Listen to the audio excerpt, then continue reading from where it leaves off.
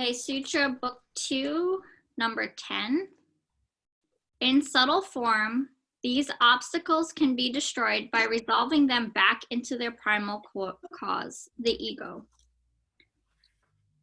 Sutra 211. In the active state, they can be destroyed by meditation. The hindering thoughts come in two stages: potential form, before they come to the surface and get converted into action, and the manifesting ones, which are being put into action. It is easier to control manifested things first. Then from the more gross, we can slowly get into the more subtle. Thought forms in potential state, samskaras, cannot be removed by meditation. When you meditate on these impressions, you bring them to the surface. You can't destroy them by this means, but you can see and understand them well and gain control over whether or not they should manifest in action. You can trace them back into subtle form and see directly that the ego is the basis for all these obstructing thoughts. Then when you transcend the mind into higher samadhi, even the ego is lost. When you let go of the ego, all the impressions in it will be lost also. But until that occurs, the impressions will not go away. It is something like using the herb asafoetida. Asafoetida is a product that aids digestion and helps control gas. In India, it is used in curries and kept in a mud pot. But it smells so much that even if you clean the pot hundreds of times, the smell will stay. Mm-hmm. How can you rid of the smell? The only way is to break the pot. The ego has the smell of your thoughts in a very subtle form. But you can only understand the smell and see the thoughts, and see that the thoughts are there where they manifest. To get rid of the impressions completely, you have to break the ego. So first you clean the superficial things, and you ultimately break the pot. By meditation, you can understand that the thought forms, and by meditation, you can understand the thought forms and clean them up. Then when you have gotten a glimpse of where and how they are, you can slowly trace them to their root and finally cut it out. When you want to uproot a tree, you cut the branches first and then dig to the very root. Good morning, Marianne. Good morning, Pam. Hello, Heinrich. So today I read Sutra Book 2, 10 and 11.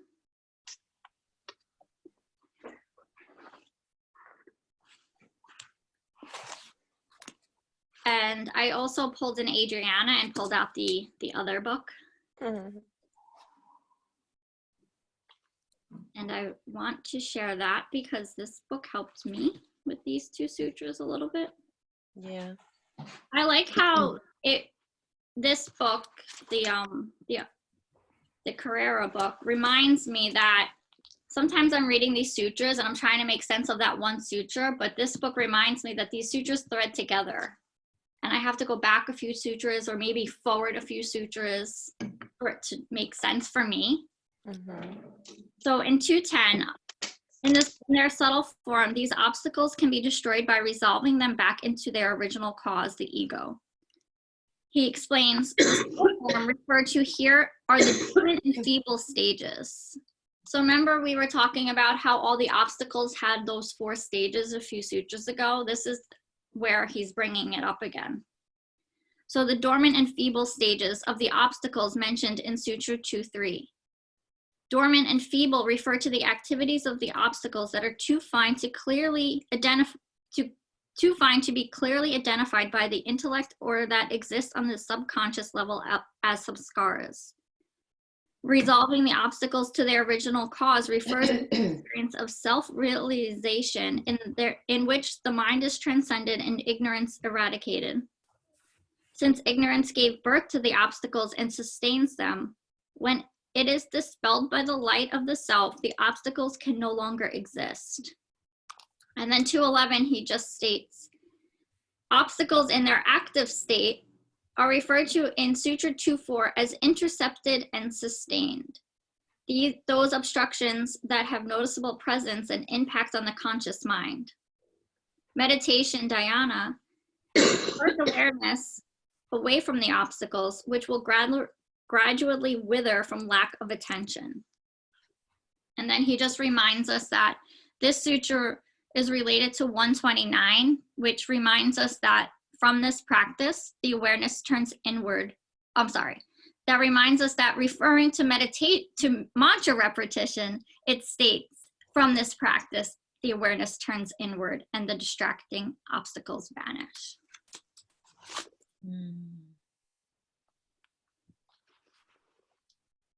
Is anything coming up for anybody?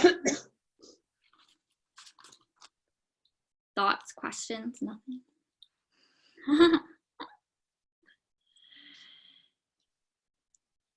I noticed it in my own practice. Sorry, was someone saying something? I just said hi, Angel. I saw Angel's face.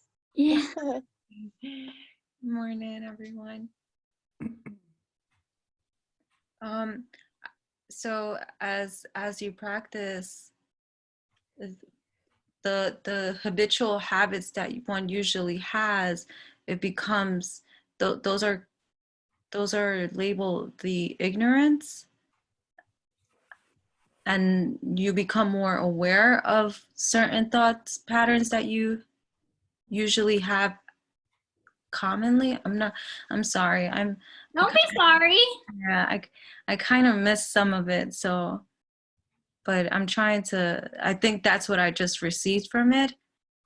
And so it makes it more, it's more obvious that, wow, these habits, I mean, these thoughts are subconsciously, like you become aware of the thoughts that you would run on autopilot. Yeah, I think that's what they're saying. Like, if the more you meditate, the more you notice your thoughts, and you can practice instead of reacting to them. You can start choosing on how you want to act to them, and eventually the bad ones, you can eventually uproot them and let them go. I don't know if I'm there yet. We're all trying to figure this out together. Yeah, or make peace with them in some way, like make peace with the things that have become like false truths in our minds, you know, like I've been doing a lot of work, and I have a story of like not belonging, and that not belonging follows me everywhere I go. It's in all my situations, all my interactions, all my relationships. And so the world starts to show up like nobody wants me. But it's not that nobody wants me, it's that I have this story in my mind. I have this samskara of not belonging. And sometimes we don't realize that our commitment to the story, to the mental narrative, is stronger than the commitment to well-being. And so this practice is like, we're going to flip it and make the practice so good, so juicy, that you start to feel uplifted, and the samskara of I don't belong and nobody wants me begins to fade. It begins to lose its power. I mean, this is just where I'm at. I agree with you, Adriana. Yeah, I think that's exactly what he's saying here. And it reminds me of even the 9th sutra, where it's translated to say clinging to life, flowing by its own potency due to past experience, exists even in the wise, because I think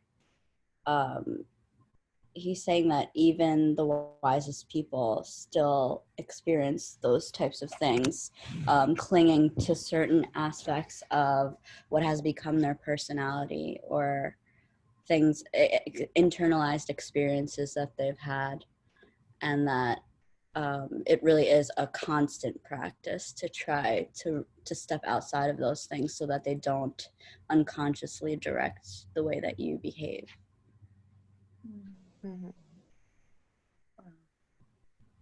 I think it's one of those things that you learn as you do. For me, like, the more I meditate, the more I see that this is really working, and it's not something I can really explain to other people. I just know that by sitting and meditating for 20 minutes, which was my bucket list idea for this year, maybe it's 5 minutes for you or even 1 minute, that it is helping me live a less complicated life. It just feels more happy for me. Even the hard stuff, like even this COVID thing, I can still find, even on my bad days, a little bit of joy. Mm-hmm. Even if it's one thing at home. Even if it's doing laundry and only having 5 pieces to do, like Adriana was saying. Like, has anyone else noticed their laundry cut down if you're not going into work? I imagine medical staff have more laundry to do. Yeah, every day. Yeah. Yeah. I'm still stuck on the sutras from a few days ago about the attachment and aversion, and it just seems so on a personal level. So I'm going to use the word you, and I probably mean I. You develop solutions and things that make you feel better, and you can develop these when you're very little. But the solutions that make you feel better can turn into something that have really negative implications, and that can really destroy your life or make you very unhappy in certain ways.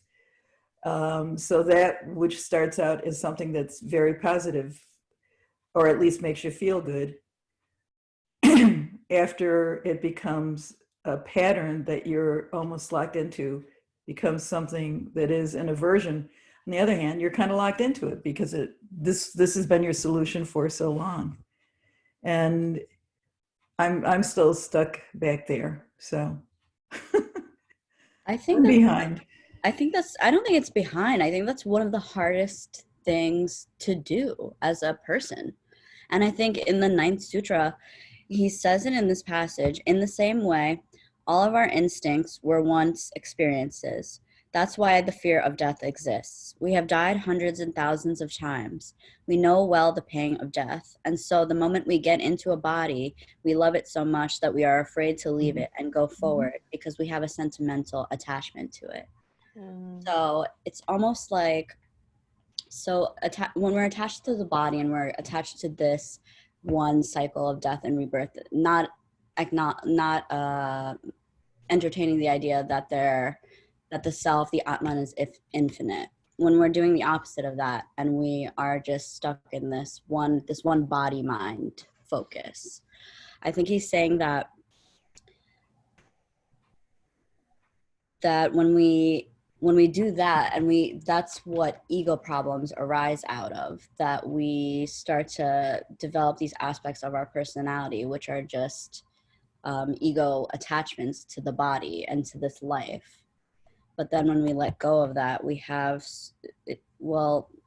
I think he's saying that attachment is so strong that it's very hard to let go of that and to step outside of the experiences that we've had that have been directing our action for so long. Yeah, and that's even when I was reading this morning, and I was reminded, like when I said we go back a few, we go forward a few, that's kind of, I feel like we needed like a catch-up session, because these sutras all like thread together, like how Ashley's like saying 9 and Sue's saying 7 and 8. And I think that I think what the attachment part is, like, we're not even, this is what I'm getting from it, like we're not even supposed to get attached to the things that bring us joy, because then that is an obstacle too. And so like we're not trying to build habits on only doing joyful things, because that's going to create suffering too. And maybe it's not even, maybe it's bringing us joy now, but maybe next year it won't bring me joy anymore, and I keep doing it because I'm thinking it's bringing me joy. Whereas like I should just do what I want to do in the moment and not be attached to it, and like do what I want to do right now, notice how I feel and move on. Like not even create some scar from it. Like don't even make an impression from it. But that's hard. That's hard to create, like not creating memories. It's really hard, and it reminds me of what Adriana was saying, and also what Sue was saying. Like sometimes those things that those attachments and the things that arise out of those attachments, we think that they feel pleasurable to us, or we feel so. It sukha here in the seventh sutra here is translated to say pleasure, but as we know it in like sukhasana, it means ease. It doesn't necessarily mean pleasure. So I think sometimes he's also saying that we attach to what is easy, or what in our direct experience is Yes. just easy to us. Yeah. Not always pleasurable, but sometimes it's just, easier to do something than it is to do another thing, or to make or to have a conscious intentional or a conscious intention behind something. So it's like what Adriana was saying, like if you have internalized experience from when you were younger, and now you have this samskara which veils over your eyes and makes you think that you're going to be alone no matter who comes into your life or something like that. In an experience like that, it's not pleasurable to feel lonely or to feel alone and like that, but it does feel easy to almost use something like that as a barrier to protect yourself out of fear.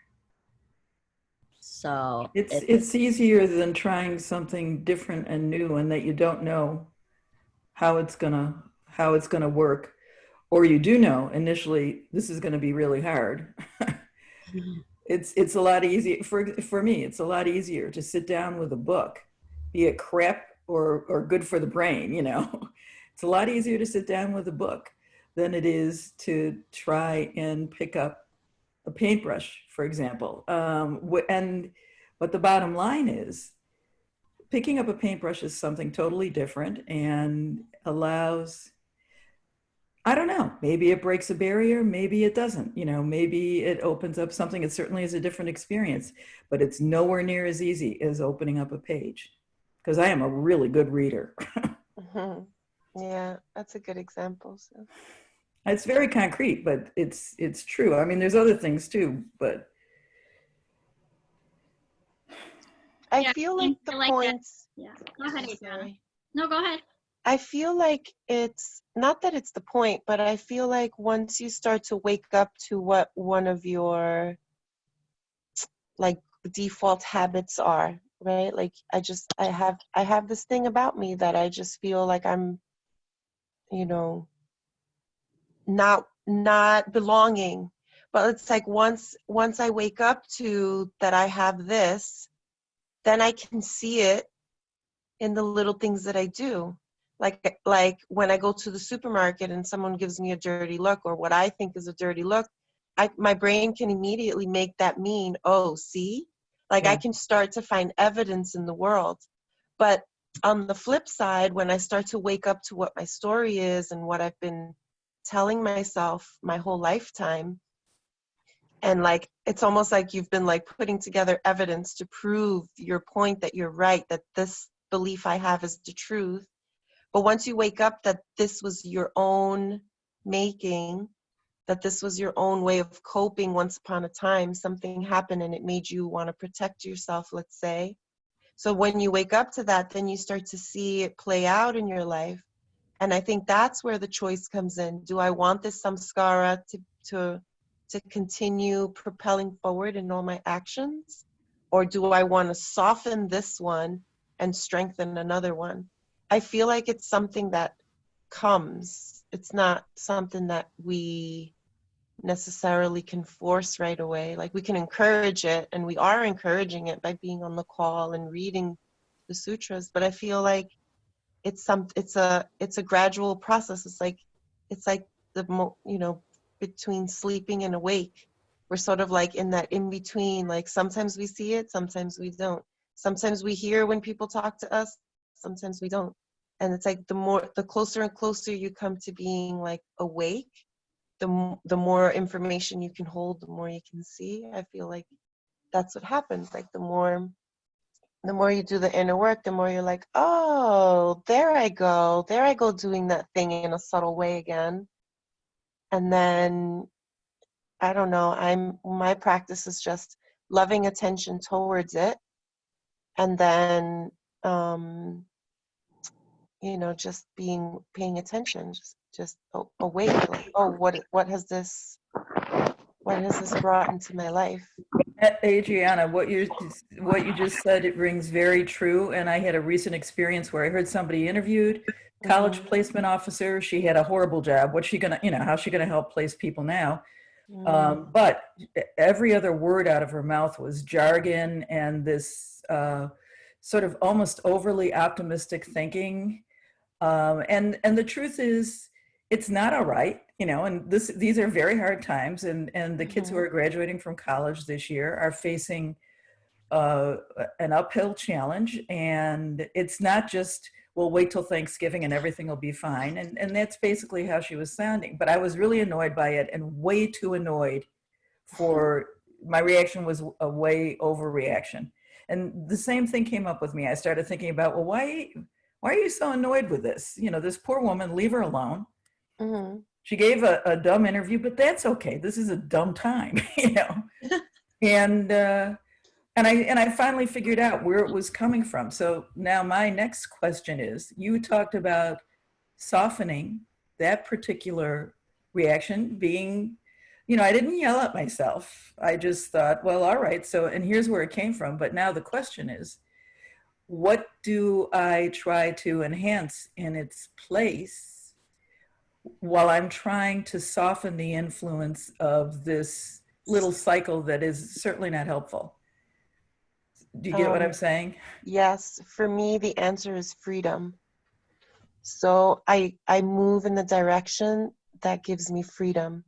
So if let's say in this example of not belonging, right? Yes. So I catch myself often saying that people are mean to me. Like, this can be a recurring theme, like, people are mean, they're so mean. And then what ends up happening is I am mean because I'm caught in this loop. So when I catch myself being mean and I go and I want to soften that about myself, sometimes I'm being mean because I want to express a boundary, and I have this samskara about being mean and being raised by people who are mean.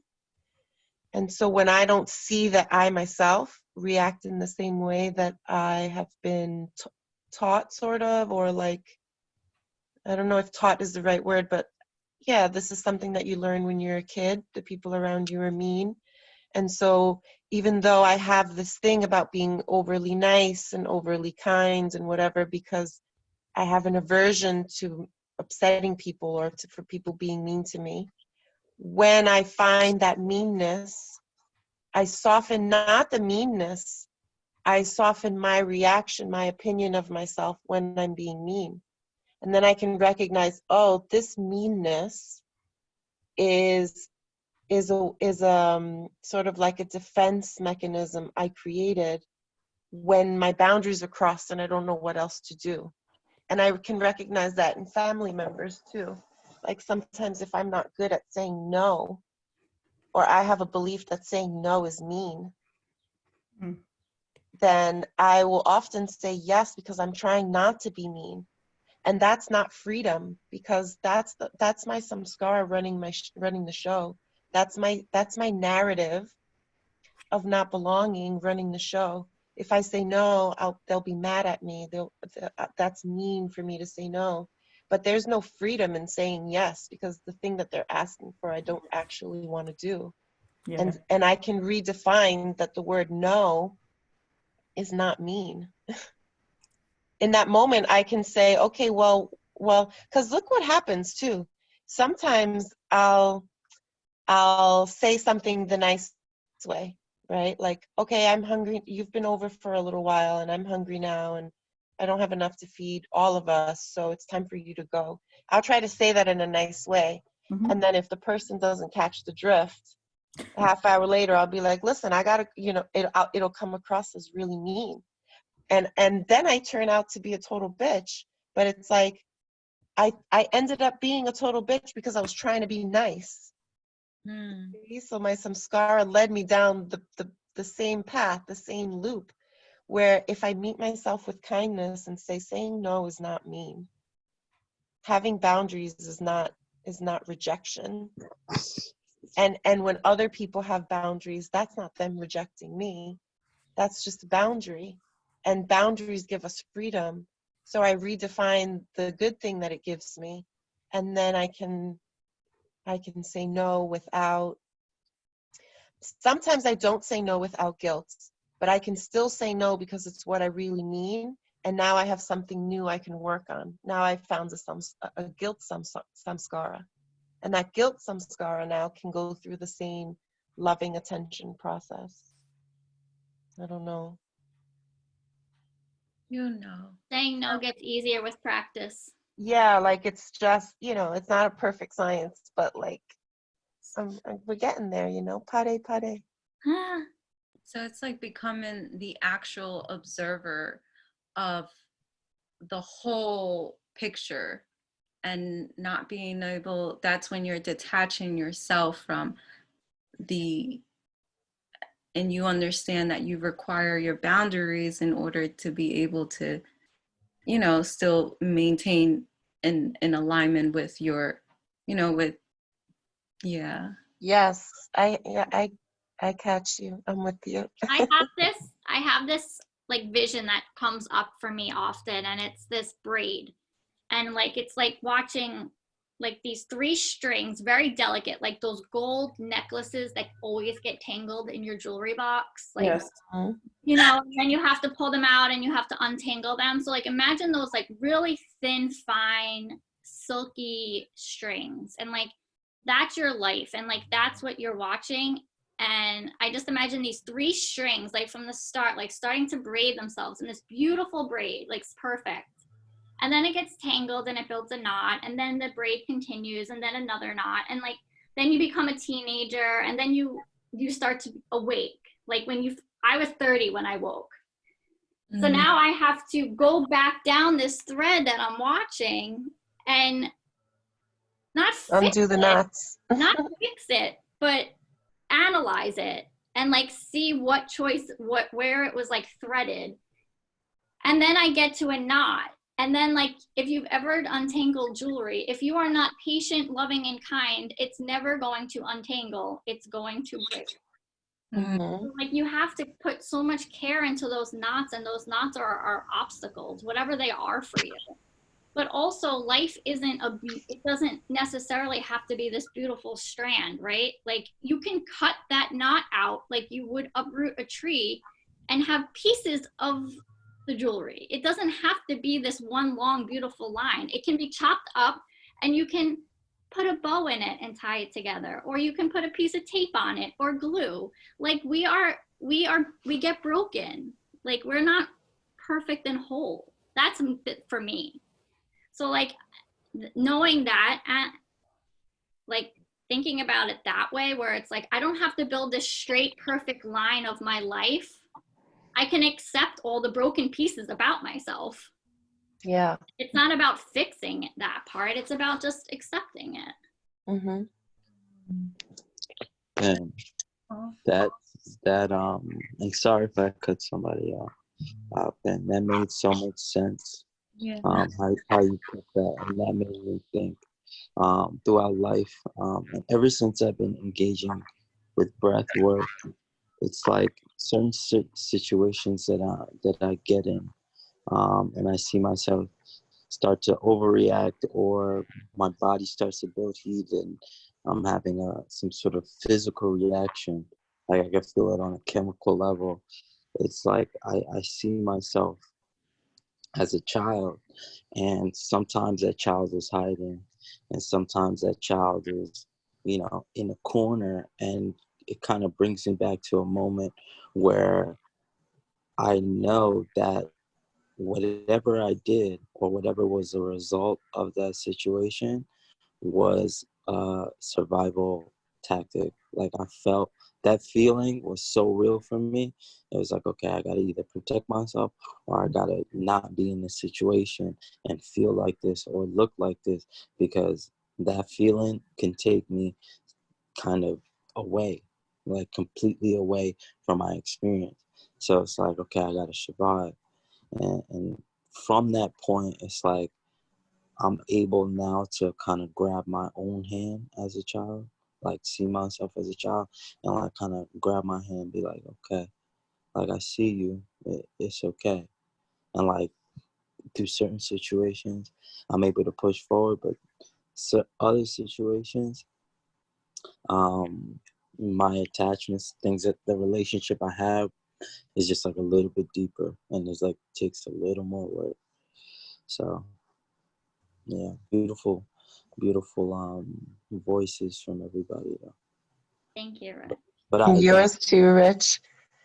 appreciate that. We should just have you come on and do yoga nidra every morning. So soothing. I need, Yeah, totally. I I need just to. want to say though, when you are Right. cutting those knots out, we're not doing it angrily. We're doing it with loving kindness and forgiveness. And one of Yeah. the best advice I heard recently in a yin training with Karina was that even if you can't forgive yourself for not being able to forgive. It's a loophole that will get you through that moment. Yeah. Mhm. Don't you sometimes feel like when you're really angry or something and you're really trying to bypass that anger or that negative feeling you have towards someone, how it just like poisons you more? Yeah. Yes, totally. It intensifies. And sometimes it's like the focus doesn't really need to be on that other person. It does need to be some kind of expressed kindness towards yourself. And I love what Rich was saying about the like picturing yourself as a child. That's also something that I think we did a lot in that yin training as well. And some things I return to all the time, because they say in the Vedas too that in the heart chakra is where your inner child is, the seat of the inner child. And it's also anahat, which can be translated to mean unstruck. So I always think that those two concepts blended together are so beautiful, to think that the child, the innocent child that you once were, just sits in your heart all the time. And that I think like what these sutras are saying, the attachments and the experiences and that everything that happens, how it can kind of take over when you don't nurture that child, and you have to be able to still connect with that child to make sure that those samskaras don't make a mess of your life. Yeah. All right, let's all take a deep breath in and open up our mouth and let it go. I feel like I had a whole day already. It's 8 o'clock. It's 8:08. I'm like, is Friday over already? Okay, that was really awesome. So we'll move into breath work if anyone has anything quick they want to say before we go. Okay, so finding a comfortable seat, we'll do a few rounds of alternate nostril breathing and then move into our 20-minute meditation. So just finding comfortable seat, letting your palms rest on your lap just for 3 breaths, in through both nostrils, out through both nostrils. And then flipping the left palm up, bring pointer and thumb to touch. Bring your right hand in front of you, closing off your right nostril with your thumb and your left nostril with your ring finger. Closing your peace fingers into your palm or resting them on your third eye. Choosing to close your eyes or keep them open, soft gaze out in front of you. Closing your right nostril with your thumb, inhaling through your left. Closing your left. Exhaling out through right. Inhale right. Close right. Exhale left. Inhale left.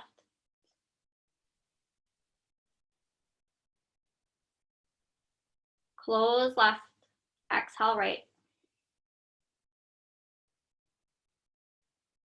Inhale right. Close right. Exhale left.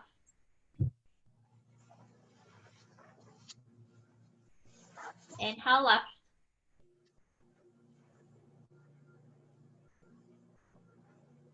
Close left. Exhale right.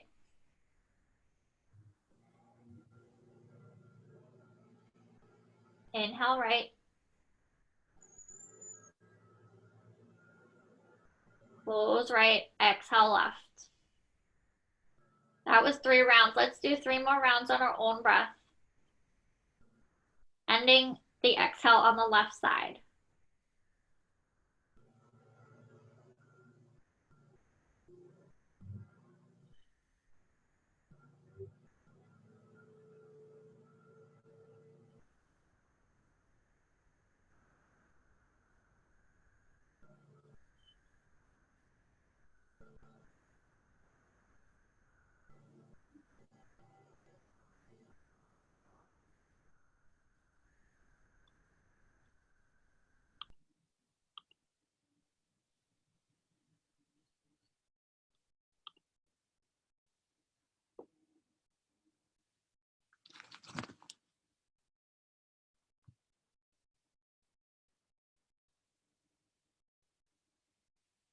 Taking your time to finish, there's no rush. I'll begin to set the timer for 20 minutes.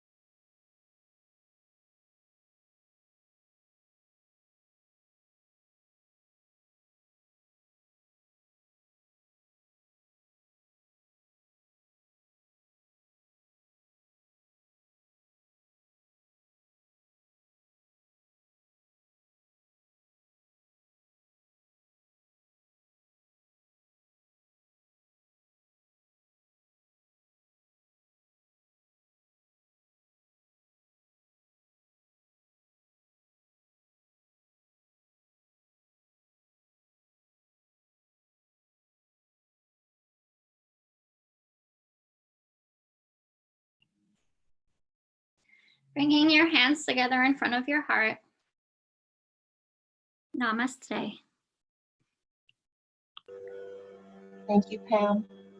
I just want to remind everyone that tomorrow, Philosophy Circle at 12:30, we'll be discussing Amanda's amazing newsletter and Mackenzie's article on spiritual devotion. And Ashley's hosting something too tomorrow at 2. Yes, please come, Divine Mother Workshop. Mother workshop? It's the Divine Mother. We're doing it for Mother's Day. Oh my goodness, this is so up my alley. I'm doing so much mother work. Me too. It's gonna be so good. Yeah, healing the mother line, I hear, is like a very deep dive. Okay, yes, I want to come to both. Yay. If you guys don't see me, can you yell at me and text me? Yes. Yeah. Anna, if you pre-register on MindBody, it will send you a text alert 5 minutes before. Oh, amazing. I'm going to sign up for both because both of these sound amazing. Thank you very much.